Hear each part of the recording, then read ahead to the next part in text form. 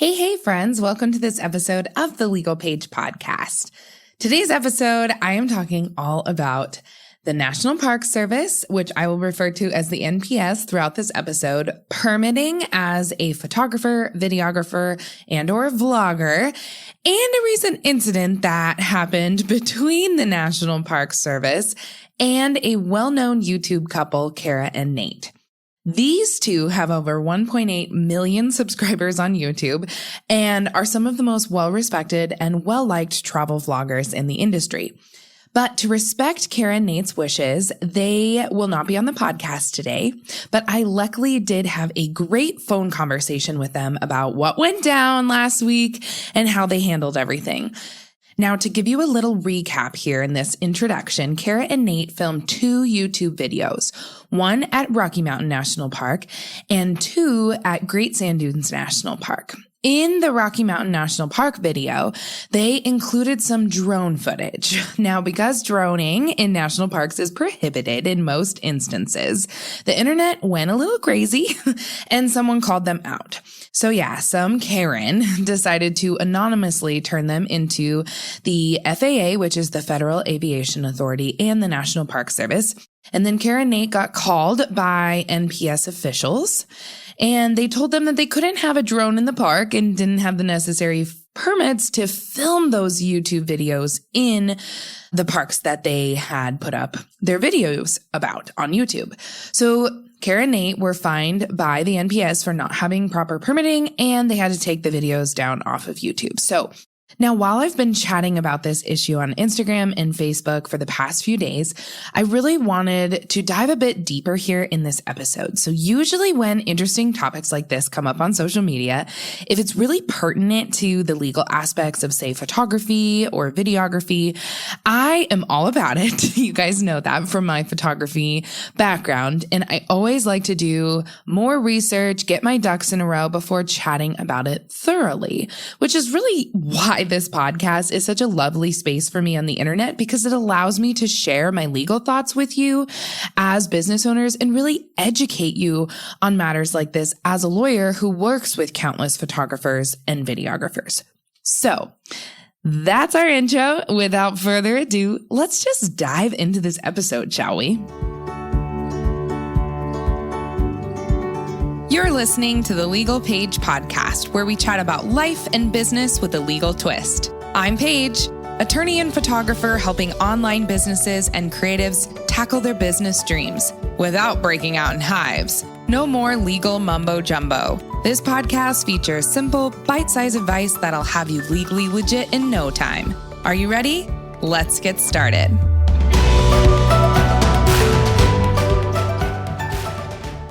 As a reminder, before we get into this episode, I am legally obligated to give my disclaimer. So I am an attorney, but I am not your attorney.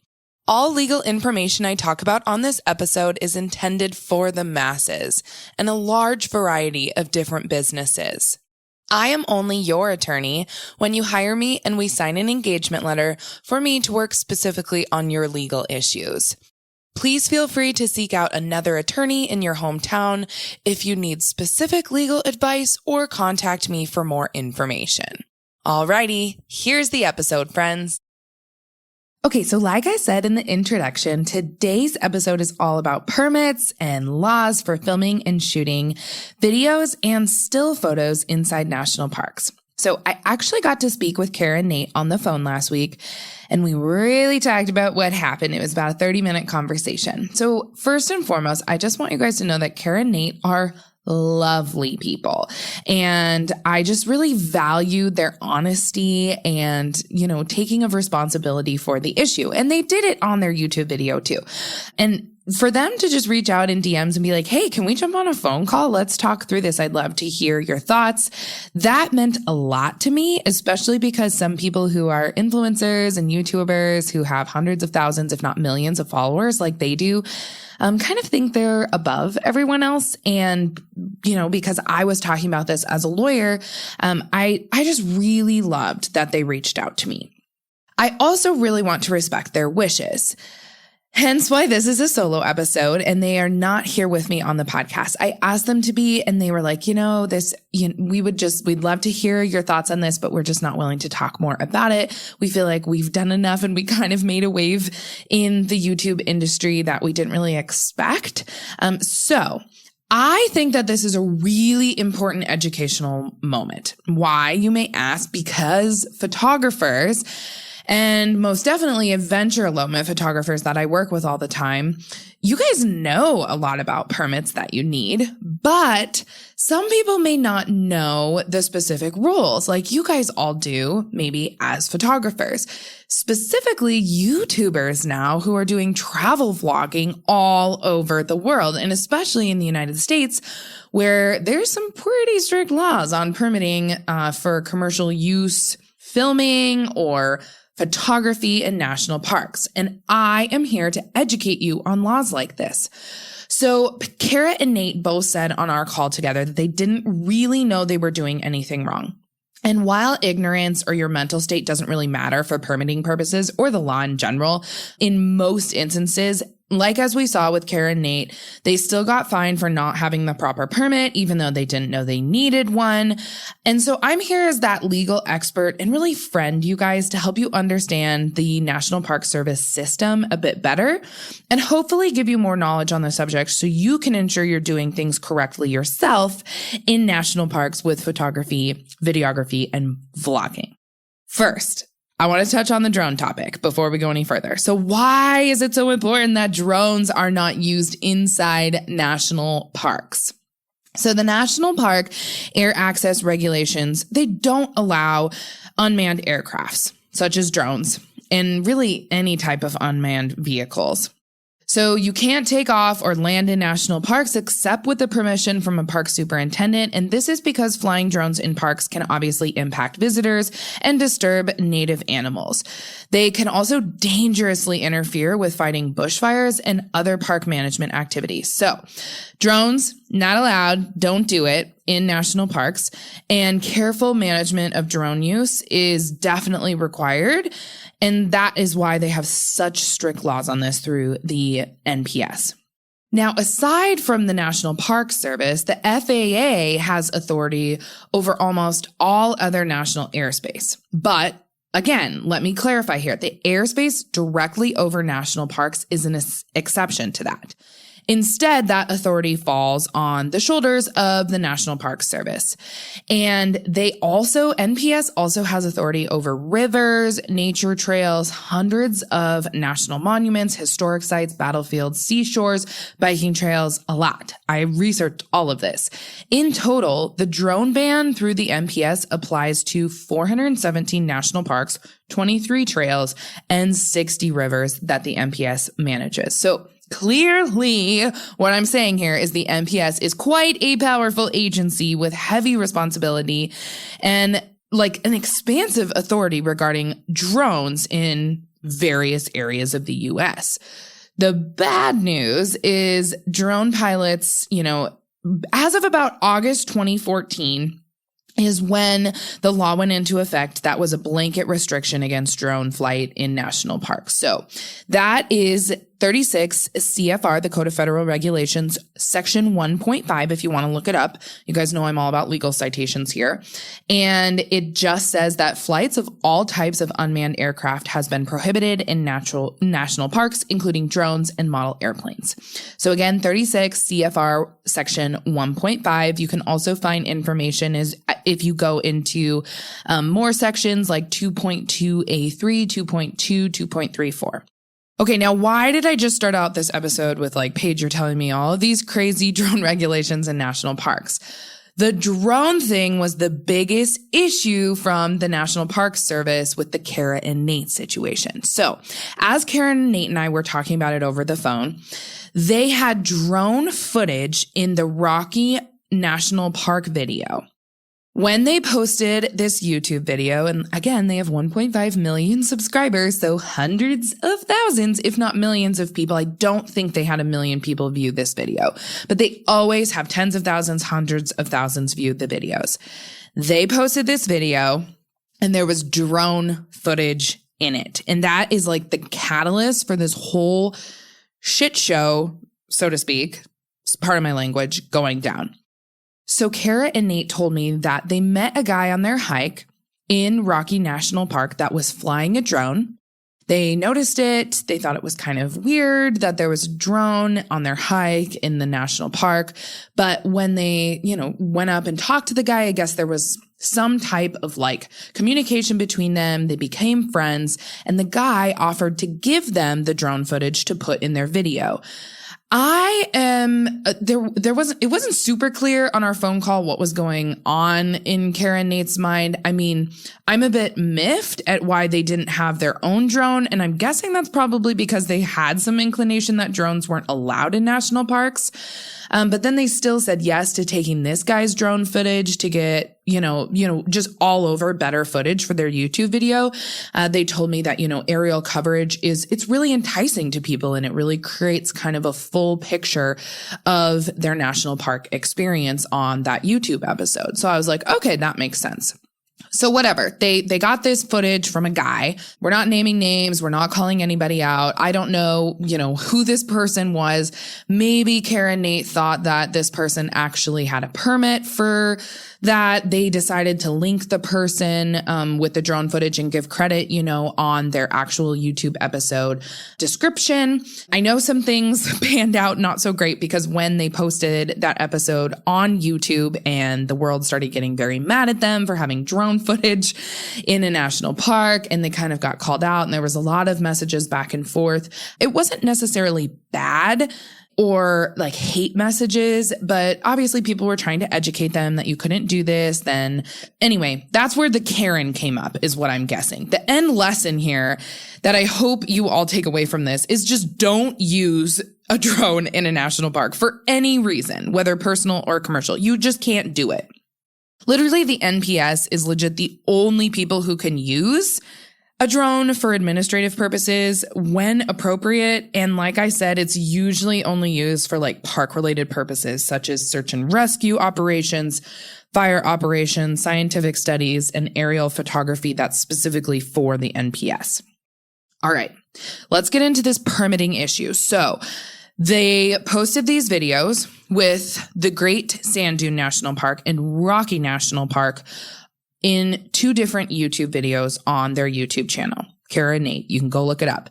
Whoever chatted with Kara and Nate at the National Park Service, so they had an official call them, this is what my take on it is. And that is what Kara and Nate said as well on our phone call, was that some anonymous person turned them in, and they were either alerted by the FAA or the whistleblower specifically contacted the National Park Service about the drone footage. And the drone footage is really what led the National Park Service to kind of raise their eyes to this situation. Because honestly, unless an anonymous person, this Karen who called them out, wouldn't have said anything, I doubt that this would even be an issue, because, and as I get into this episode a little bit further, the National Park Service doesn't really monitor this as well as they should. And they don't have a lot of people power at the National Park Service or monetary power to do so. So this whistleblower called them out, said there's drone footage in this video, and now, I'm alerting them to, this is commercial use. The National Park Service, and then the National Park Service ended up fining them. From what Kara and Nate told me, they only got a fine from the NPS for not having a commercial use permit, but they didn't get a fine for the video drone footage.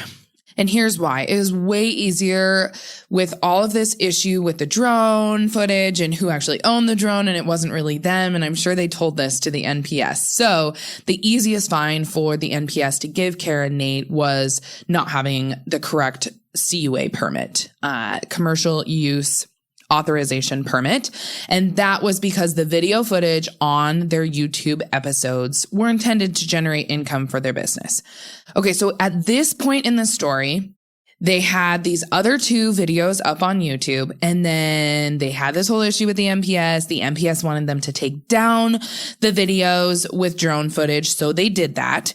They had to delete that from YouTube, which was probably generating a lot of income for them.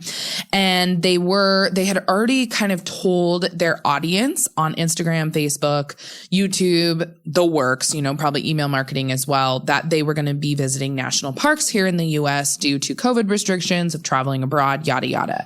So their audience was like expecting them to post a lot this year about national parks. And from what Kara and Nate told me on the phone, this is why they posted this video last week that has now garnered a ton of interest. So they posted this video, and you can go to their YouTube channel. It's called Why We Don't Visit National Parks. It was posted on October 21st, 2020, and it really started bringing in major conversations in the industry about National Park Service commercial use permitting. They mentioned that they talked to government officials because someone reported them. Then the National Park Service used the income and expense reports that Kara and Nate have actually published on their channels. They're very forthright about the money they receive for travel vlogging. But it's public information. So the NPS was able to see that they were generating income from their YouTube videos. They put two and two together and said, you didn't get the proper permitting. You had the intent of generating income from this video footage. You needed to get a CUA permit.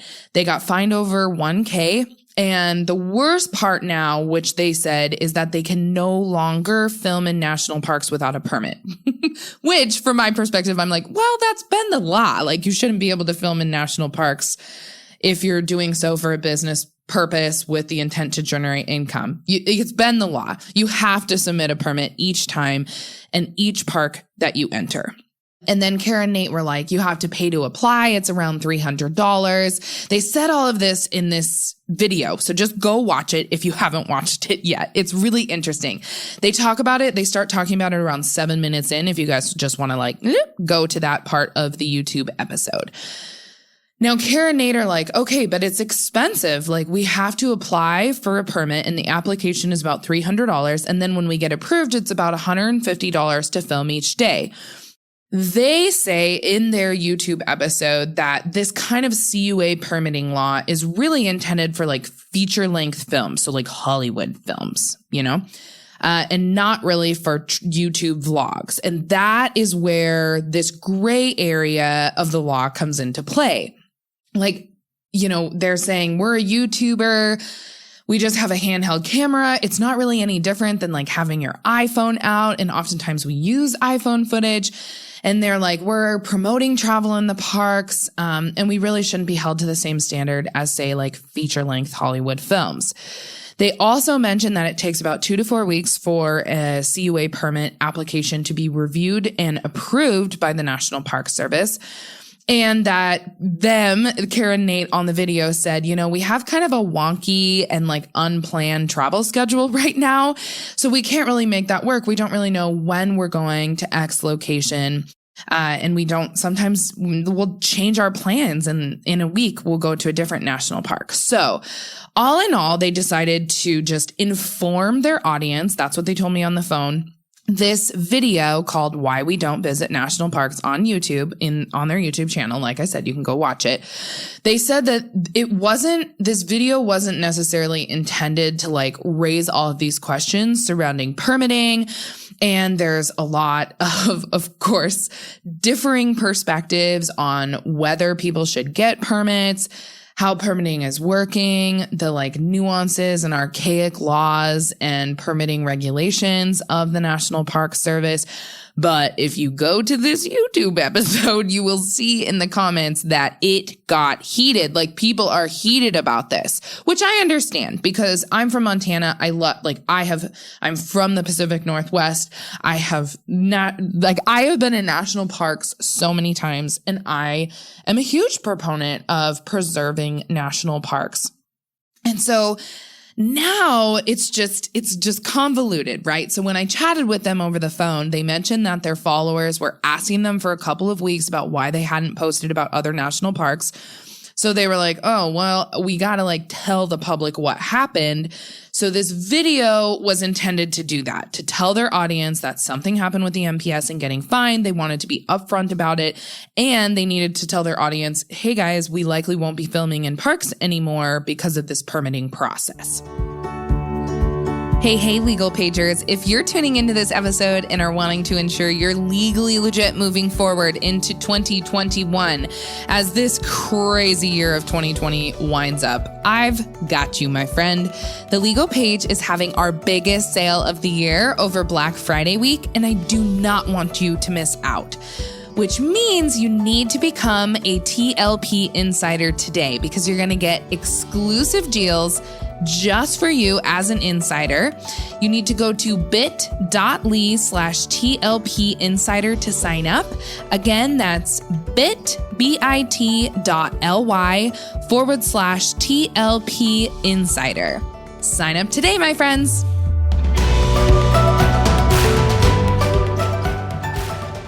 This is where I entered the story because I didn't know about any of this, right? Like all of this had been going down for, I'm guessing, about a month. Then this episode came out last week. And once this episode came out, it really started getting grounded in the permitting laws. And then I had a bunch of followers of mine on Instagram notify me of this Kara and Nate video, and they asked for clarification into the CUA permit issue. So I started reading comments. I started doing research. I was like very intrigued on the subject matter, because I've been working on this permitting issue actually with the adventure elopement photography world for some time.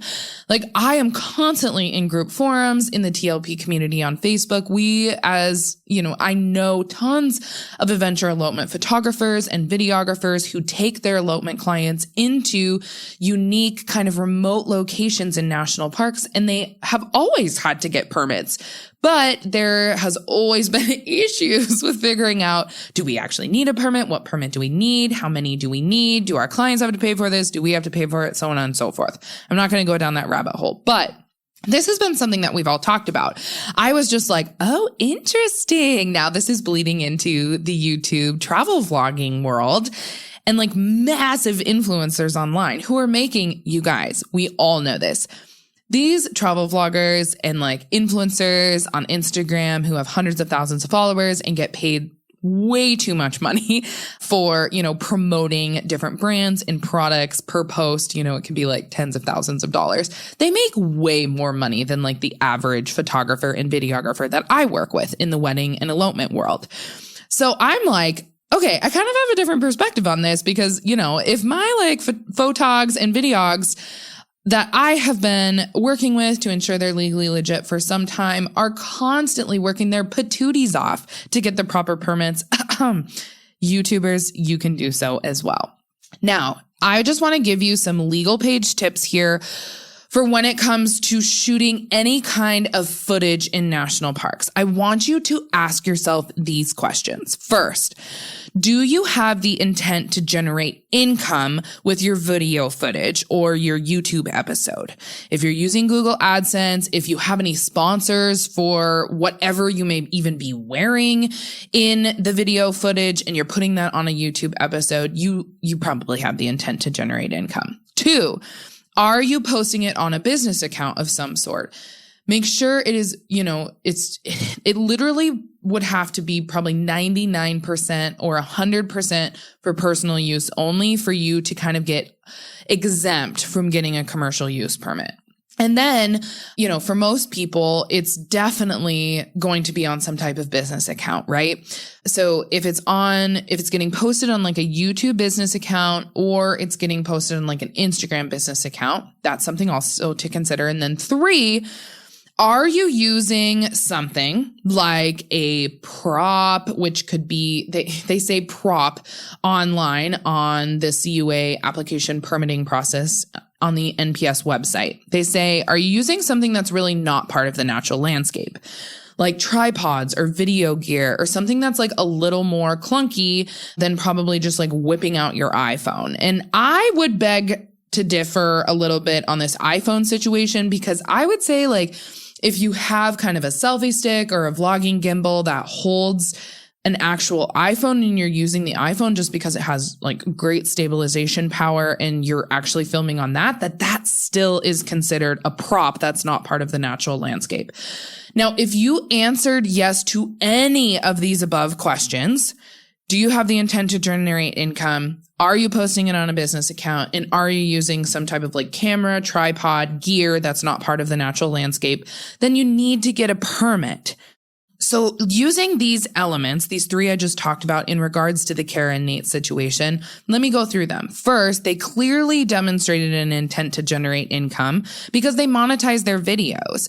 And the NPS saw that through their income and expense sheets and, like all those documents that they've put out there. And the NPS said that they were making money. They could see that they were getting hundreds of thousands of views on this and that Google AdSense was checking in.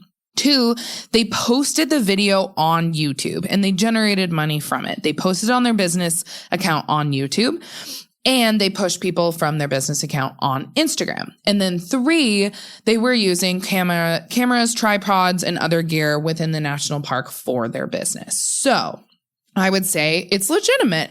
They crossed a line. They didn't get a commercial use authorization permit and they needed to pay a fine.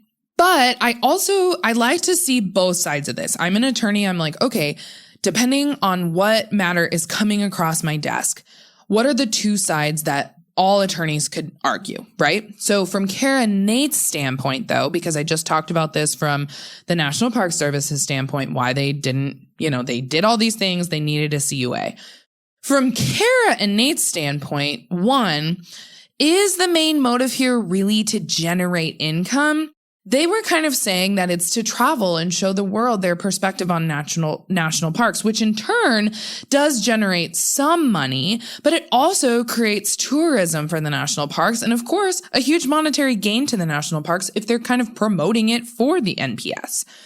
2, they could also say that the written law on permitting through the NPS is really dated. Did the NPS really intend to fine YouTubers for posting their personal lives and travel experiences online, even if there is like a minimal return with ads or sponsors? Minimal. Okay, we could all go into that. It's like a lot of money, but where's the weight going? Is it going in terms of them promoting the national parks, or really is it heavily weighed in favor of like all of the money that they're generating? They could argue that. And 3, the regulations with the NPS really conflict with the First Amendment. And this is an interesting argument that people brought up in the comments of their video. And then I kind of went down the rabbit hole online and I saw a bunch of different blogs about this, because as the First Amendment states, you guys, Congress shall make no law abridging the freedom of speech or the press. And here it would be interesting for Kara and Nate to argue that they are kind of a form of journalism, like travel journalism. Even though there's a minimal monetary gain from it, they are really trying to just educate the public on various areas of the national park. And let's be real, the National Park Service probably wasn't thinking about YouTube vloggers when they were writing all of these laws. And so maybe there is some First Amendment exception to this, because as you guys know, the public has the First Amendment right to, freedom of speech on all of their social media accounts. And yeah, it'd be interesting to argue the nuance of that. Now, I also just want to touch on here the note of still photography, because still photography has to deal with like taking photos, whether that's landscape photos or portrait photography, like elopement photography in national parks. This is different than actual commercial videos that are filmed in the park. So the list on the National Park website says that if you're a photographer, you also require a CUA permit only when one of these 3 things occur. The activity takes place at locations where or when members of the public are generally not allowed, so like remote locations, or the activity uses models, sets, or props that are not part of the natural landscape or cultural resources or administrative facilities, or 3, the park would incur additional administrative costs to monitor the activity. Remember, the or here in lists is disjunctive. And we learn this in law school, meaning you only have to have one of these things impact you in order to have to apply for a permit. So for example, say you are an elopement photographer and you also maybe shoot like small intimate weddings and you want to go into a national park, or your clients do. Say you go to like an area that is kind of well known on a pretty well known trail. Probably number one wouldn't apply there because the activity is taking place at a location where members of the public are generally allowed. But maybe you're using like models, or sets or props that aren't part of the location's natural, like aesthetic, which would probably be if you are doing like a styled shoot in a national park and you have props and you have flowers. Elopement photographers, this is where you guys come in to play. No matter if you're going to a remote location or a location that's pretty well known and accessible to the public, if you have a bride and groom or bride and bride or groom and groom, you guys know I am all about everyone can marry who they love. I would say that number two always applies to you because maybe you have them dressed up in their wedding attire. It's probably a sore thumb sticking out to anybody who's in hiking gear in the national parks. And then you might have florals that probably have indigenous florals to the area, but they have a bouquet, so on and so forth. So this is where number two kind of comes into play. And then three is really interesting because it's super subjective. Is the park going to incur additional administrative costs to monitor the activity? Probably, right? Because there's going to be park rangers around. People are going to be watching people if you're in a public area. This is why a lot of adventure elopement photographers like to go to remote areas. Anyway, what I'm saying here for still photographers is if you are like shooting at a remote location and you have the intent to do that for like generating income off of your landscape photography, you definitely need a CUA. If you are taking any type of like wedding or elopement clients up into a remote location, you definitely need a CUA. And it's like I said, it's subjective. Like most of the time, if you are bringing elopement clients or wedding clients in wedding gear to a park, you are definitely going to need to get a permit because there's probably some additional cost to monitor the activity in the NPS's standpoint. Oh, and you guys, as this whole thing was going on, I texted my good friend Maddie May of Adventure Instead. You may know her. She is basically the guru of this subject in terms of adventure elopement photography because she teaches adventure elopement photographers and she's one of the OGs of this world. And her and I have gone back and forth multiple times. We're good friends in the industry. And she was saying, permitting has been an issue for some time. And I am always trying to teach my students and teach other adventure elopement photographers how to do permitting and how to ensure that they're legally operating with their clients in national parks. I wanted to quickly give you guys 4 tips that she gave me over text. And I was like, Maddie, can I please share these? And she was all about it. It's going to be super helpful for any of you photographers that are listening in. Here are the 4 things you should do. Still photography in national parks. Number 1, understand that there's 2 kinds of permits. A special use permit, which is usually what the couple applies for to have their wedding or elopement ceremony in the actual park.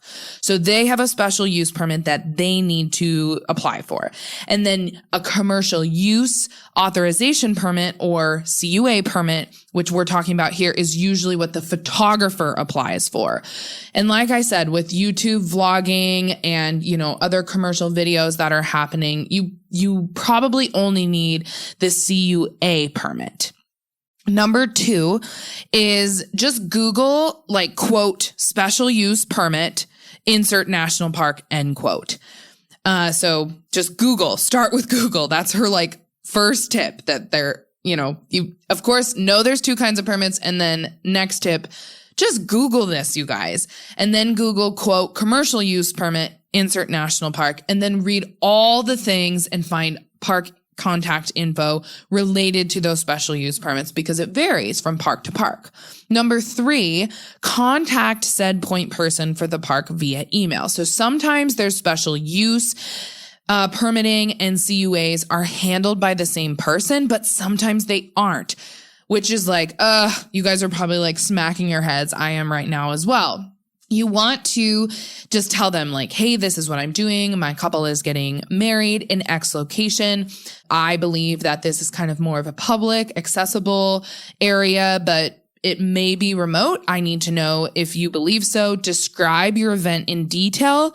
Ask for clarification from this NPS official regarding the procedures and pricing for permits, and then get a response in writing. I love that tip from Maddie. She's like, get their email, get a response from them in writing. And then don't do this last minute. That's her tip number 4. Usually you need to do this about 60 days out is a safe process, which is interesting because for CUAs, it sounded like Kara and Nate on this YouTube vlogging travel issue in Rocky National Park and the Great Sand Dunes National Park, they were saying, well, we need to know about this 2 to 4 weeks in advance. And I know from experience from photographing in Glacier National Park that you definitely want to look into something about 2 months in advance, which is in line with what Maddie says here. So just do so as quickly as possible before the event happens. Give yourself plenty of time for the application to go through the National Park Service. All right. Whew, that's a lot. I hope you guys are all still with me. So I just want to now go into permits in general and why permits are so important to be issued for national park commercial use.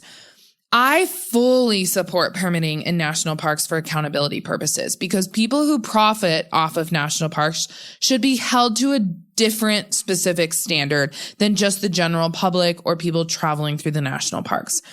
Whether it's an elopement photographer getting a permit for shooting photos at a unique remote location or a YouTuber who is profiting off of their videos through ads, sponsors, and views, everyone should be held to that same standard of getting a commercial use authorization permit. Now, permitting laws and regulations that deal with national parks, you guys, are there for a reason. We have to protect the impact on our public lands. And I'm happy to debate this with you all. So you can just slide into my DMs if you want to debate this. I am all about it. And I am super jacked about ensuring that we don't trample over all of our public lands and then they're not there for the future generations to come. I want that pristine view that I have had at the top of Logan Pass at Glacier National Park or on the Highline Trail when I'm walking through all of the beautiful, beautiful scenery and, bear grass. I want that for my kids and for my grandkids and for their kids. So if you're going to profit off of a video or footage or a still picture, there needs to be some sort of standard that we are all held to. And according to the NPS, that is very, very, very different than the average Joe on their cell phone taking photos and videos while in the national park. So according to 36 CFR, that's the Code of Federal Regulations, Section 5.3, it's illegal to conduct business in a park area without having a permit if it is used for business purposes.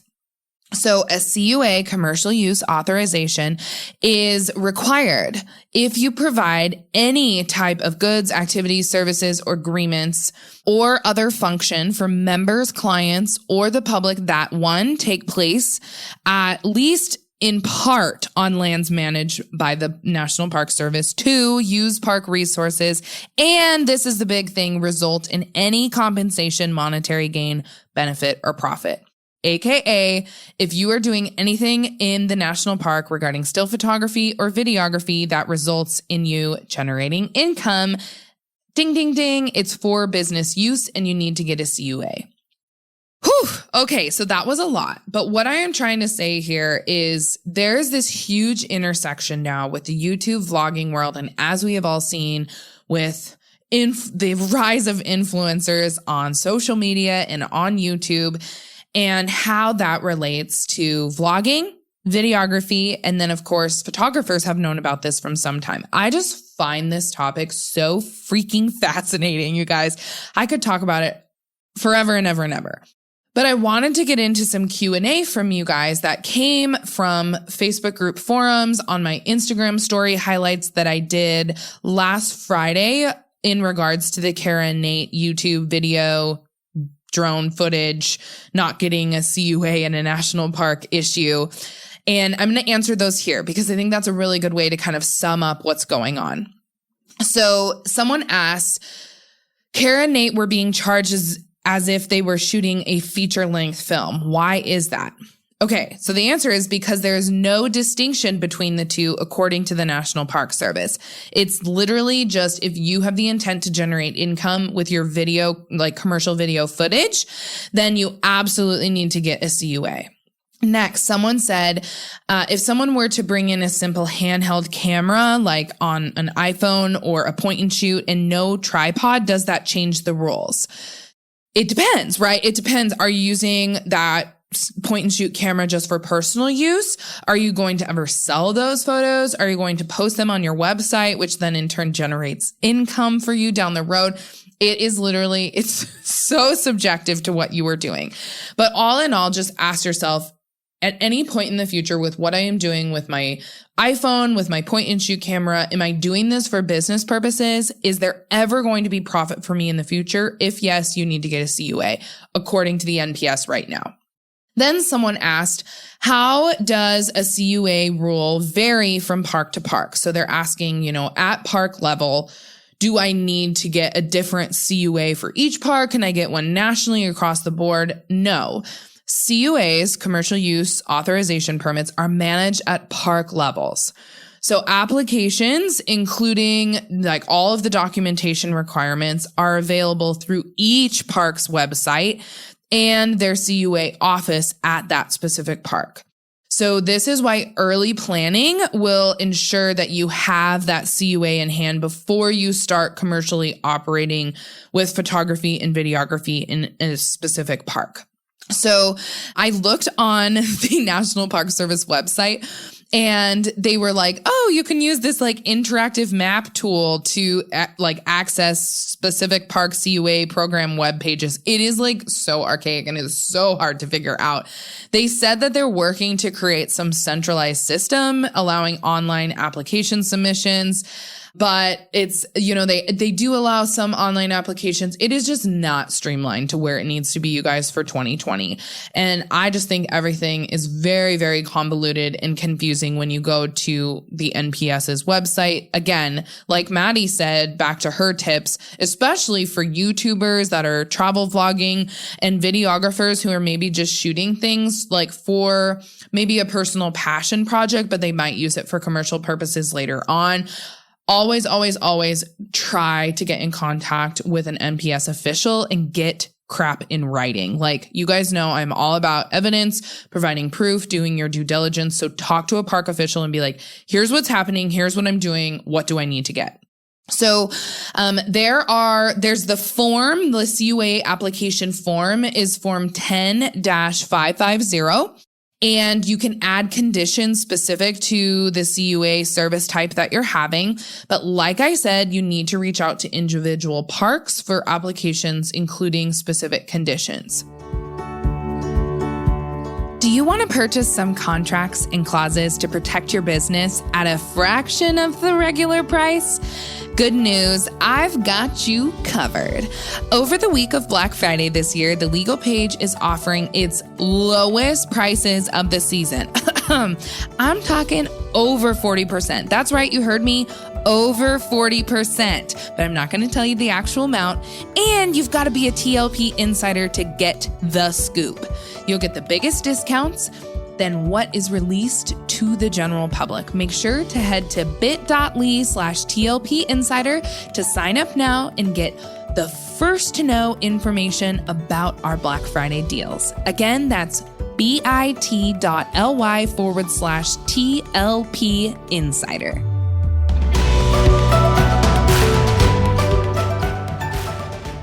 Now, one more thing I want to bring into this little Q&A here regarding CUA rules varying from park to park.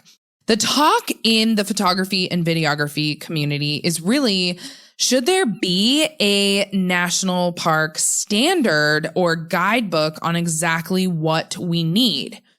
Interestingly enough, I had a gal slide into my DMs last week when I was talking about this issue on my Instagram stories, who is now a photographer But she used to work for the National Park Service as a management consultant for CUAs, and she told me she was interning there for her master's program.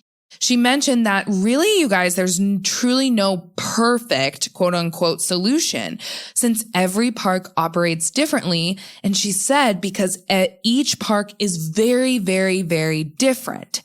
She told me that if there were some uniform rules, the issue is that some parks would be trampled by public use and others would be way over restricted. And then she said that as a photographer, she can see how the laws are somewhat antiquated and need to be amended, but that the National Park System employees that she worked with were really just wonderful people doing the best they could with slow, inefficient, underfunded, and understaffed government systems in place. Bureaucracy at its finest, right? Because this is an agency of the federal government. So she mentioned that as an MBA student, she would always talk to them and definitely saw the financial benefits of permits and CUA like usage permits and why like they should increase those and they should like monitor them more and they should get, like if you were to have some like national standard, like maybe it would be financially beneficial to them. I talked about this in an online forum where somebody was like, if we could just have one being like this, at this park, we're going to be performing all kinds of elopement photography services throughout the year. Can I just pay a one-time fee? Well, this gal in my DMs was saying like she did a lot of financial projections for the NPS, specifically CUA related during her NBA intern situation. But she learned, this was so interesting to me. She told me in DMs that she learned that the word money, quote unquote, was often almost a dirty word for NPS employees. They just cared so much about the NPS mission and preserving the park and providing a great visitor experience, but they were really disconnected from how to get the money to make that all possible. Boom, mind blown. I was like, oh, that makes so much sense. Like photographers, videographers, YouTube, travel vloggers, like everyone wants kind of like, what is happening? When do I need to get one? Can we have kind of a differing tiered system maybe, or approach like Kara and Nate were saying on their YouTube channel. This episode, they were like, it's kind of ridiculous that we would have to pay as much as a Hollywood video for the same type of CUA permit. There maybe needs to be a distinction between the two, or if you're doing something for just a small business that's not going to make over, say, $200,000 in the year, that you can just get this smaller permit, but that may increase from like a financial perspective, it would increase, permit applications so that the NPS would generate more income. I mean, there's so many things to be argued here, but I loved this gal's perspective in my Instagram DMs because she had actually worked with the NPS in the past. All right, next question. How can I learn more about this issue since I don't know the rules and I didn't really know them until now that you're talking about them all the time? I am a travel blogger. I want to ensure I'm doing things right. Is there like a course I could take, or is there like a database with the best resources that are all laid out? Super good question. And I think this is probably why this issue was so cool to me. And I was just like, boom, automatically intrigued by it, because the Legal Page, we have actually been working on a permit database right now, specifically for adventure elopement photographers. But this is going to apply across the board to all kinds of portrait photographers, intimate wedding photographers, and or videographers and travel vloggers. We intend to have this available to get easy legal information related to their project, whether that's shooting an elopement or doing a travel vlog in various national parks. So we plan to make this database like a huge communal effort whereby our database users will be able to participate in helping us update the information when new things come available, if they've talked to X park official. And I'm really excited about this project. We've been working on it for a while.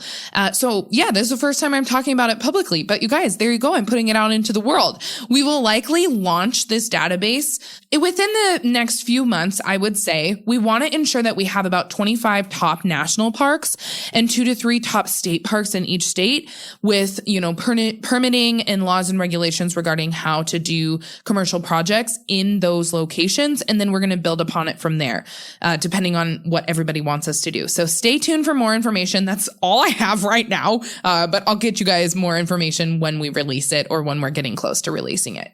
Okay, someone else asked me, is there a difference between non-commercial and commercial filming? And how are we supposed to determine the difference between the two? I was like, oh, this is good. So obviously, I just always go research and I'm like, what is the National Park Service saying about this? So they said that all commercial filming activities taking place within a unit of the national park system require a permit.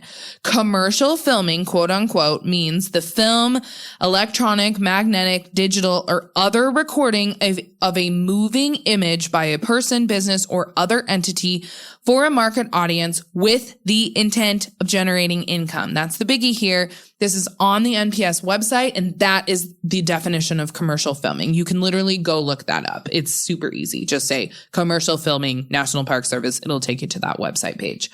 Then the NPS says non-commercial filming may require a permit if a permit is necessary to manage the activity to protect park resources and values while minimizing conflict between the users or to ensure public safety. I was like, okay, so even non-commercial filming may require a permit, but they said like examples of non-commercial filming include but are not limited to, which means that it's not all inclusive and it could include 80 million things like iPhone footage. They said like filming for tourism bureaus, convention and visitor bureaus, and student filming. And they said, in most cases, a permit is not necessary for visitors engaging in casual non-commercial filming. I was like, well, what does that mean? So again, I go back to the fact that none of this is really laid out super clearly from the NPS. If they are putting all of these things into place, say back in 2014, we are almost to 2021. And like the internet has ballooned since then, especially travel vlogging, especially influencers, especially smartphone usage. So I think the NPS needs to go back to the drawing board a little bit and make some very clear legal distinctions between these two and maybe look at their permitting process a bit differently. And of course, it's going to be, park to park, but there might be something that they can do, especially for unique situations like Kara and Nate, who are doing travel vlogging in various national parks. And it's the same. They're doing the same thing. They're using their small cameras, small gimbals, iPhones to film, and then they're putting it on their YouTube channel. So that probably could be a little bit more streamlined. All right, last question here. Oh, no, I lied. There's a few more questions. Someone asked, how can photographers contact the National Park Service to see if such a permit is required? So always, always, always just go onto Google and say commercial use permit, insert national park, and then read all the things and find the park official's contact information.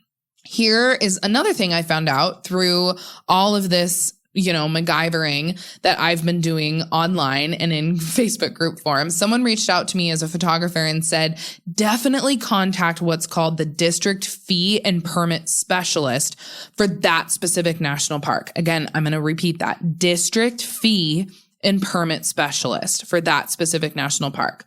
Because there may be nuances to whether or not you need an actual commercial use authorization permit. For example, fellow photographers here in Montana, that's where I live, if you want to know, that's where I'm at, they often shoot in Glacier National Park. I've actually shot there as well.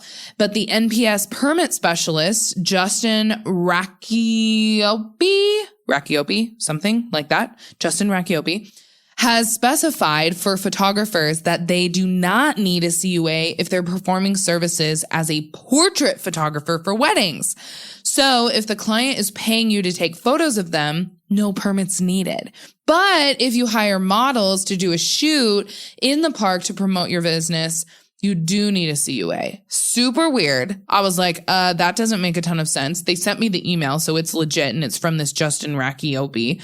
But I'm like, well, if the person is hiring you and you're a portrait photographer, you're probably still going to be using those photos of the clients that you hired or that hired you to promote your business via your website, galleries, and social media, right? So that's confusing. That's weird. And like, if you have a styled shoot, then you need to get a CUA. And of course, if you have, they said like a photography workshop for commercial purposes, I'm just like, that is so different than what I thought, the CUA permitting meant. So again, you really need to contact the permit specialist in your specific national park that you want to video at, film at, or photograph at. Next question. What are your thoughts, Paige, on how subjective the NPS is when it comes to permitting?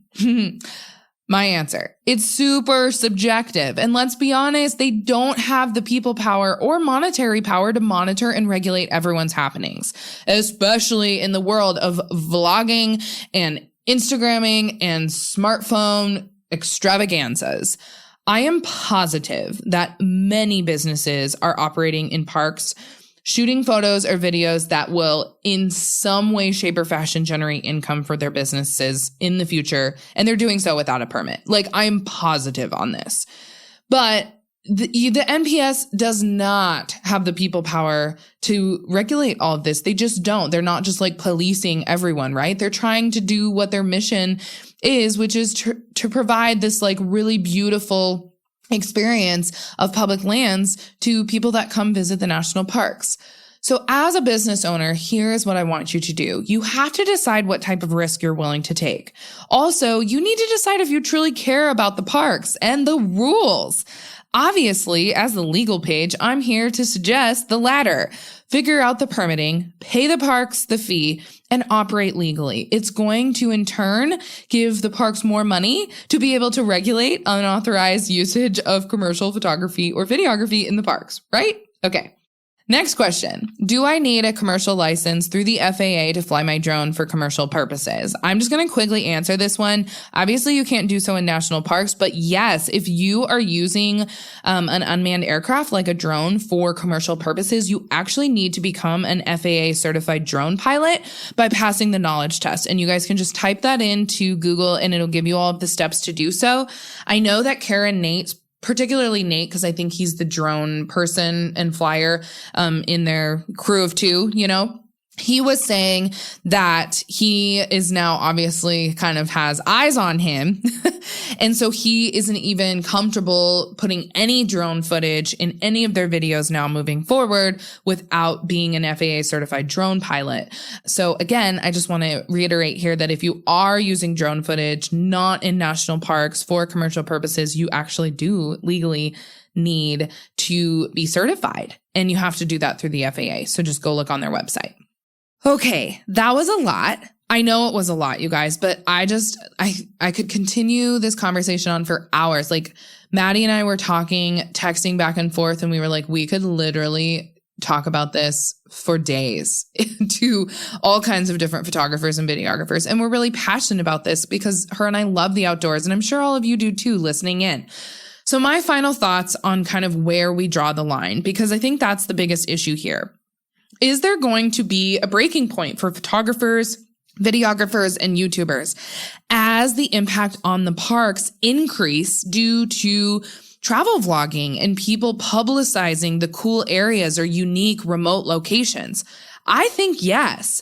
And why not try to combat this issue now with kind of some leave no trace principles and permitting and commercial use authorizations and making them more well known to the public regarding the difference between doing so for your personal use and doing so for commercial use. If so, get a freaking permit and pay the fee.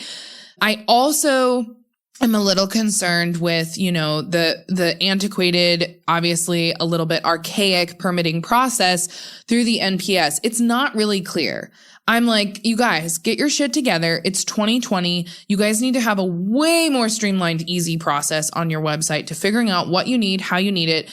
Are you doing X? Then you need X permit. If you're doing this, then you need this permit. Click on this button, do the whole authorization, pay the fee, and then you can do all these things in the parks. And that way the parks can regulate. Like, I know that some parks right now, especially because COVID 2020 has made people travel less outside of the US, of course, because there's travel bans in place and COVID restrictions. So people were like flocking national parks this year. And then, of course, more elopements and small intimate weddings were occurring in parks this year that I know some parks have been on, like, they're cracking down on how many permits they are going to give, because then they can monitor the impact on the public lands. So all in all, I just truly feel like there's this weird, like, intersection now between what the National Park Service is doing with CUAs and how we can better ensure that the impact on our public lands doesn't become like destructive for our future generations. I think really a lot of it comes down to due diligence. So when people are like, Paige, I've tried everything in the book. I've contacted everyone. Here's what I've gotten. I'm still super confused. It's like, should we all just use our due diligence when it comes to like going to a national park and shooting in it? Like, what type of proof of research and contacting the right officials do you need to have? How many hours should you be doing this to like try to get the proper CUA? I mean, do your due diligence, you guys. Get actual written documentation from some type of park official, go to a permitting specialist, keep asking the park officials for that contact information. I'm a little concerned that in the future, this is going, especially the next couple of years here, as people are still traveling in the US more because they're scared to travel abroad. And the national parks are just getting inundated with people. I think there's going to be a line that needs to be drawn through the NPS regarding commercial usage in the national parks. I also am a little confused here on the line between like, how do we and the NPS determine the difference between like an Instagram story that maybe you're posting on your business account because you share like your personal life on your business account, like I do this. Is that going to turn into like a lead generation? Someone that's like, oh, this person is like really, they're doing an awesome job of like filming their travels right now. You should go follow them. And then they turn into a lead and a prospective client. And then they purchase something from me in the future. Or if that generates into like brand deals, like say I go to a national park and I'm wearing, I don't know, this is like super silly, but like I'm wearing a really cool hiking boot that I've loved for years and I like talk about it. And then the brand reaches out to me and it leads to a brand deal. Like, what is that difference between the two? How do you know that something posted on your personal account could even one day turn into a huge business venture? Like, where is that line drawn? I don't think the NPS had any idea of all of this happening, which is where I really want to like work with them. And I want to work with our community in the online space for vlogging and videos and photos in national parks. I would love to hear your guys' thoughts about all of this and the main points that I've talked about in this episode. If you're wanting to continue the conversation, either hit me up on Instagram in my DMs, or let's chat about it as business owners in the Legal Paige community on Facebook. You can just type in the Legal Paige community when you're on the Facebook app, and I will get you in there. We are having kind of robust, really interesting conversations already, so you can be a part of that. Hopefully this episode brought you more insight into this issue of permitting requirements in national parks. And until next time, Legal Pagers, I will chat with you then. Thanks so much for listening to this episode of the Legal Paige podcast. See, I told you being legally legit isn't so scary. Be sure to visit thelegalpage.com for all show notes. And it would be super awesome if you could head over to iTunes and leave a review. Last but not least, don't forget to join my free Facebook group for unlimited legal and biz Q&A. Chat soon, Legal Pagers.